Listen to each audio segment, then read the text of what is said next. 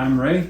And we're working on the reviews. Excuse me. And these are the games that we played new to us in January and February. And this is actually making us feel better because it's 14 games, so it's not... Well, not here, 14 Well, no, games. 14 games, but it's 14 new to us that we played since the beginning of the year. And what we have here are what we've kept, but we'll go through all of what we've kept and what we haven't kept. The shelf of shame is shrinking.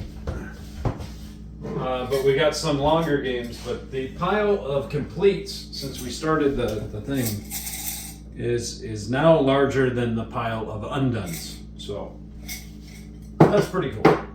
Well, and Ray gave himself a goal. He's only allowed to buy 24 new games this year and only went back 6 Kickstarters. Yep, and that's any Kickstarter, not just games. So, I'm restricting myself.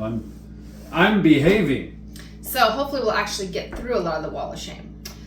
So the first game is In the Hall of the Mountain King, which you have over there, and that is, we did keep that one. I like Ray it. kept that one. Oh. You know what? It's polyominoes. It is. It's just other And polynomials. It's not polyominoes that are sewing and take up the entire thing for no reason, or he's complaining about patchwork and cottage garden. I like those. This is a better game. In the Hall of the Mountain King, you're making pathways, you're trying to get certain rebuilt relics, and you can do powers. I think it's a great game, and we haven't played it enough yet, but I think it's great. It's going to stay for a little while. I can't guarantee it if I can't get people to play it. Oh, well, I play when he asks, so. But it's a good one. So that's a keeper. Yep. The next one is Rising Waters, which we didn't keep. Rising Waters was a Kickstarter, and it is... It wasn't a bad game. It wasn't a bad game. It's just very fiddly. The history was first, because it was a Kickstarter made about, I think like the 1926 or 27 Mississippi flood. And it's very history forward. And it's they're trying to be very technical about like how the water rises, but it's really confusing. It's really hard to follow. And the rules teach, so there's 2 different ways to play it, which is like the fall and the spring, and they're different rules. And the rule teach, they try to teach them together, and the video just... The video was rough. And it's just... And the rule book was rough. And And so it's just like, okay, we get it. This could be cool. It just wasn't as exciting as we wanted. The history's cool. I think there's a good game in there. It just would take a lot of focus to come it out, and we didn't care that much. So there it went. Okay, Freelancers, which I have here. And we actually played this with the kids. And it definitely can be played with adults, too. There's a swearing version and non-swearing. We played the non-swearing version with the kids. But it's just kind of one of those fun... If you played Forbidden Waters, it's the same thing. The app runs the... Forgotten Waters. Yeah. The app runs it, and you just kind of follow along. It kind of feels D&D-esque, but a little bit more prescribed. It was fun. Dungeon crawl, and the kids like that kind of thing. It's an adventure game. It's not a dungeon crawl. Oh, okay. Tom and the crew defined that. Okay. But no, it was fun, and the story... You can do a story in an hour or 2 hours or less. Probably you're going to end up with 3 if you wanted to explore the whole thing. But then it's done. It's not a campaign. Yes, and that is nice. Because, I appreciate the point of a campaign. We have enough trouble getting stuff to the table, let alone we don't need more campaigns in our life. The next is Quirky Circuits. And this was a thrift store find. And the kids liked it, and they asked to keep it. So for now, it's staying around. Missing the battery token, too. We paid $4.99 for it. It was so expensive. And it's missing one little piece, but it's not an important piece. But it's a fun little programming game. Yep. It was amusing. It works well. There's different adventures in it. Yep. You can pick what you want to do and stuff. So it's a puzzle game. Yeah. Puzzle programming. Yep. So the next one is Heroes of Tiranoth. We actually didn't end up keeping because, and I'm going to do these together, the reason we didn't keep Heroes of Tiranoth is because of Rokugan. Nope. It wasn't. It was Ultri, right? Ultri. Yeah, so, which is the one after it. I enjoyed Heroes of Tiranoth. I actually liked the Warhammer Quest card game from Fantasy Flight, but because they lost I enjoyed it. But what ended up happening is she would rather play this one, and It's fun, and I would like it too. And it's an adventure game, but it's also kind of a castle defense. So Old Tree, whatever it's called. I'm bad at French. But the game itself moved pretty quickly. It flowed well. It was an adventure in an hour and a half, maybe an hour. Learning it. This one, I don't know what the difference was. This one just seemed to flow a lot better, and we liked it. No, I don't think, it depends on what you like. Neither of these are my type of games. And so, but this is the one I'd rather play. I think I like the fact that there's a board in the middle. Like, I don't know, it makes it better. I don't know why, but it does. She doesn't like games that are fun. She wants games that are spreadsheety. Well, my life is a spreadsheet. I'm a stats teacher. Yes, but you should branch out and enjoy these types of games. No, this one, and you go to different places, you're going to deal with different events and situations. There's some dice, but they're not huge on it. Yeah, I just felt this one was cleaner and better. Good. Yeah. So, but it was funny, we were keeping Heroes of Tyrannoth, and we played this one, and we both agreed that we liked this one better, so we decided that we'd keep this one instead. The next one is Happy Little Dinosaurs. Now, this is my youngest son bought this for me for Christmas. Yep. It's a take that game. It's okay. The kids like it. Take that ish game. Kind of funny. Yeah. It's nothing special, but it's special that Andrew picked it out for me. So, and as long as they want to play it, we'll keep it around. Yep. Sonora. Now, Sonora is a dexterity game. We didn't end up. No. It is a dexterity and right. It's a flick and right game. I tend not to enjoy roll and rights as much. Actually, personally, Yahtzee's my thing for the roll and right. You don't like dexterity games. We attempted to see if you took and put them together, we would find a happy medium. We did not. No. It's not a bad game. It just neither of us were super excited. No. It wasn't enough of a roll and write for me. It wasn't enough of a dexterity for him. No. But it's a good game, just not ours. Ooh, these. Imperial Classics and Legends. Imperium. So this is a card game. It is a civilization deck builder that I would rather just play a civilization game. Yes. We were like, and honestly, it didn't feel any shorter.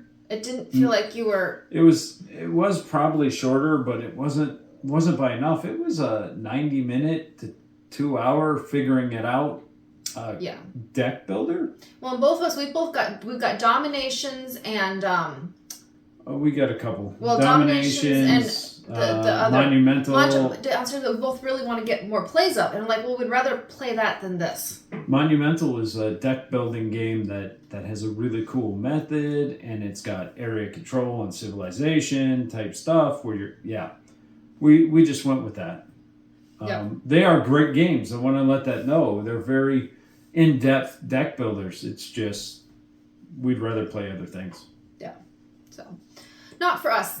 Cryptid Urban Legends. I picked this up on the sale table somewhere thinking that our 16-year-old might like it. Yeah. We played it, and we're like, no, he's not going to, so out it went.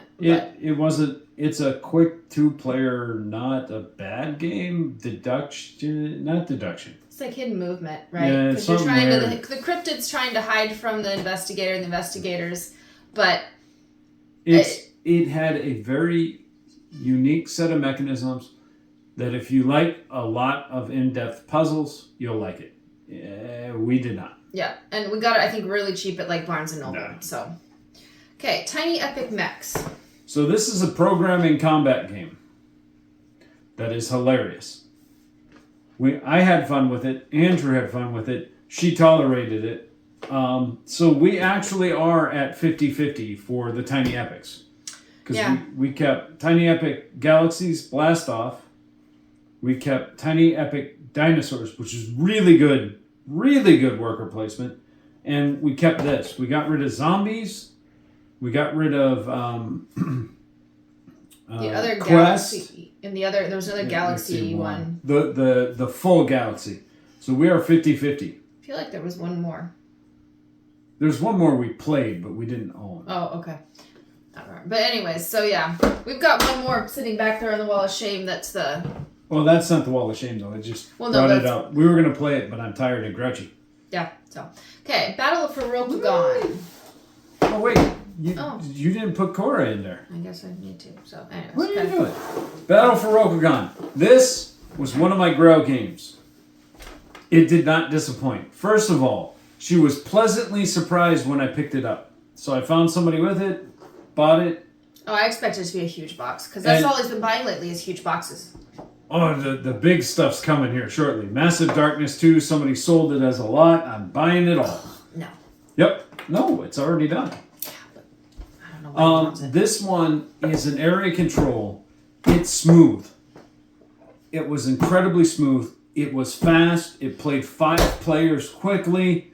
The rules are relatively simple. I know you didn't play it. It's area control, and that's what it is. And that's not her. But I will tell you, this one did not disappoint me at all. And it is a small box with a lot of game. So if you can find Battle for Rokugan and you like area control, do it. Yep.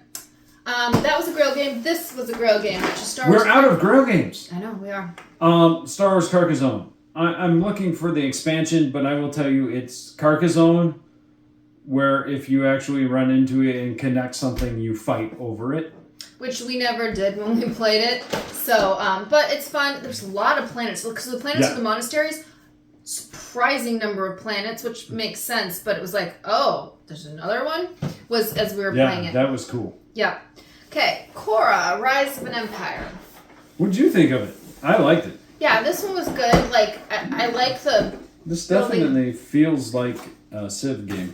It does. And it's got that, like, you know, you level up your... I like that leveling up, that tech tree kind of aspect. There's that you're leveling up and you're pushing one or the other up. And it has a good insert that makes nothing move.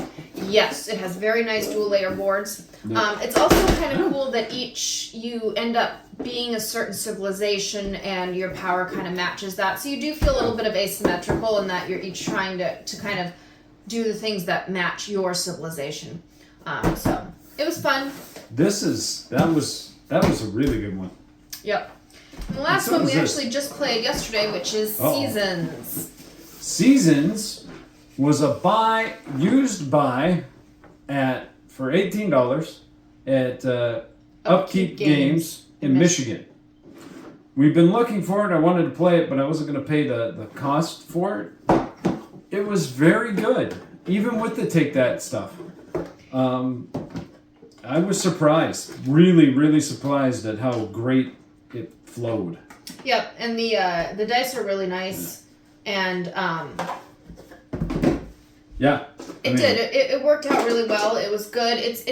I did at the end of the first game was like, okay, now we've really got this. We need to play this again because we definitely kind of were randomly. Now it actually ended up really close for both of us, just kind of randomly guessing at the beginning on what to put because I got 152. You draft your cards. 160.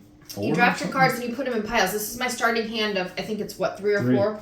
And then here's another 3, and here's another 3, and these are the order I'm gonna. And you can look at them, but you can't rearrange their order.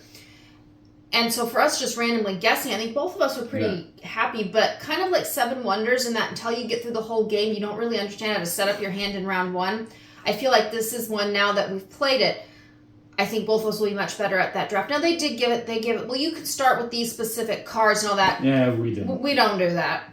But I do think that understanding how you pick those by having played through the whole game, I think the second play will be even better. So we're kind of told Ray this week, and this is not that long game, and setup was really fast. So I think we're going to hopefully try to get this to the table again this week so that we can play it while it's fresh, and then I think it'll be cemented. And the rules teacher was actually really easy, which was nice. I think we want to get most of these back to the table. Yeah. Pretty soon. Honestly, with how hectic our lives have been, I'm glad we're getting the videos done, but we're talking 15 new games off the Shelf of Shame, and we're gonna finish it off. If somebody else I know would stop buying games. I don't know. I'm sure I bought something recently. Oh, Llama Land. What else did I buy? Arc Nova. Oh yeah, someone talked us into that. I'm blaming someone else for that. No, you cannot. Arc Nova. There's more down there too. Yeah. I have bought games but I have played the games. Yeah.